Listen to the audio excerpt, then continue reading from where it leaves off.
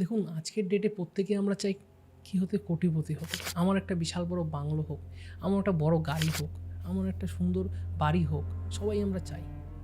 বিভিন্ন জায়গায় ঘুরতে যাবো, পরিবারকে নিয়ে, ফ্যামিলিকে নিয়ে মলদ্বীপসে ঘুরতে যাবো বা সুইজারল্যান্ড ঘুরতে যাবো। প্রত্যেকের জীবনে স্বপ্ন থাকে ও ড্রিম থাকে যে এই ড্রিমগুলো আমরা ফুলফিল করতে চাই, কিন্তু ড্রিমগুলো কিছুতেই ফুলফিল হয় না। কোটিপতি হতে সবাই চায়। আমি ছোটোখাটো একটা বিজনেস করি, দেখুন, স্বপ্ন দেখাটা কোনো খারাপ নয়। স্বপ্ন দেখে আপনি যদি স্বপ্নটাকে বাস্তবায়ন করতে পারেন, তাহলে আপনি প্রকৃত মানুষ। নমস্কার, আমি মহারাজ শ্রীজিৎ শাস্ত্রী। আজকে আমার এই চ্যানেল মহারাজ শ্রীজিৎ শাস্ত্রী, এই চ্যানেলে আপনাদের সবাইকে স্বাগতম। আপনারা সবাই পাশে থাকবেন এই কামনা করে। যদি ভিডিওটি ভালো লেগে থাকে, আপনারা লাইক, কমেন্ট, শেয়ার ও সাবস্ক্রাইব করতে ভুলবেন না। তো যেটি বলছিলাম, কোটিপতি। দেখুন, কোটিপতি হতে সবাই ইচ্ছা। কি করব, সবাই তো আমরা পরিশ্রম করে যাচ্ছি, পরিশ্রম অনুযায়ী রেজাল্ট পাচ্ছি না।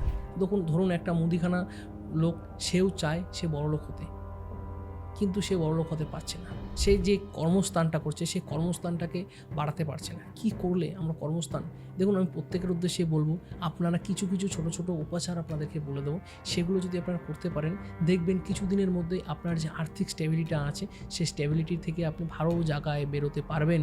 কি করবেন, আমি প্রত্যেকের উদ্দেশ্যে বলবো, আপনারা যদি পারেন, যে কোনো বৃহস্পতিবার আপনি একটি ক্রিয়া করবেন। ক্রিয়া করবেন, ক্রিয়াটি হচ্ছে যে কোনো দশকর্মা ভাণ্ডার হইতে কেশর, কুমকুম, গোরচনা ও একটি ভালো মধু কিনে আনবেন। সেই মধুটি এনে আপনার ঘরে যদি শিবলিঙ্গ থাকে, সেই শিবলিঙ্গতে সেগুলো অর্পণ করবেন। কন্টিনিউয়াসলি 21 দিন অর্পণ করবেন ও পঞ্চামৃত অভিষেক করবেন। ও শিবের মন্ত্র আছে, শিবের গায়ত্রী মন্ত্র আপনি জপ করতে পারেন বা মহামৃত্যুঞ্জয় মন্ত্র জপ করতে পারবেন।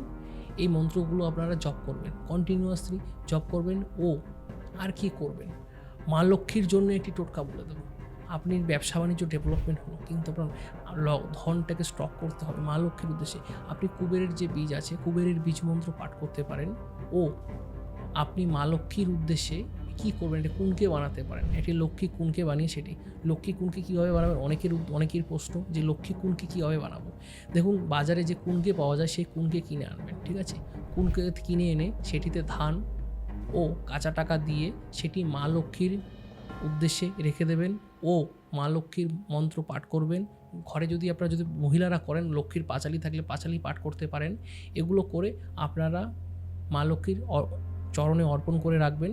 দেখবেন আস্তে আস্তে যে আপনার মনস্কামনা, বাসনা যা চাচ্ছেন, আপনি আস্তে আস্তে ডেভেলপ পাবে। কিছু দিনের মধ্যেই আপনি দেখবেন আপনি যে ব্যবসাটা ছিল, সেই ব্যবসাটা আস্তে আস্তে গ্রো করছে।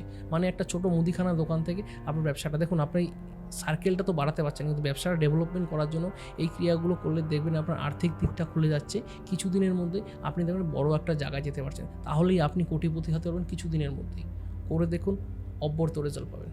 তো প্রত্যেকের উদ্দেশ্যে বলবো, এই ক্রিয়াটি কন্টিনিউয়াসলি যেভাবে যেই বললাম, বৃহস্পতিবার যে ক্রিয়াটি, শুক্রবারের ক্রিয়াটি, সেই ক্রিয়াগুলো আপনি সঠিকভাবে করবেন। ক্রিয়াগুলো কখনো মিস দেবেন না। পুজো পাঠ করবেন, একটু যদি পারেন প্রত্যেক দেবতা বা দেবীর উদ্দেশ্যে বাড়িতে যেই থাকুক না কেন, একটু কুচো ফুল ও সুগন্ধি ফুল দিয়ে, দেখুন, প্রত্যেক দেবতা ও দেবীরা ভালোবাসে সুগন্ধি ফুল। আমি ভালোবাসি সুগন্ধি বা রজনীগন্ধা, এটা ওটা নানা রকমের জুঁই ফুল, তাহলে দেবতারা কেন ভালোবাসবে না? তাই প্রত্যেকের উদ্দেশ্যে বলবো, এগুলো দিয়ে পুজো করব।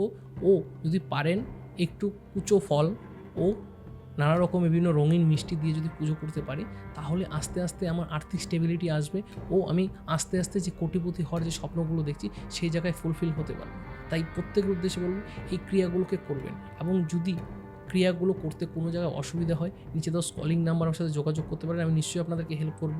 ও আমার এই ভিডিওটি যদি আপনাদের ভালো লাগে থাকে, like, comment, share and subscribe করতে ভুলবেন না। নমস্কার।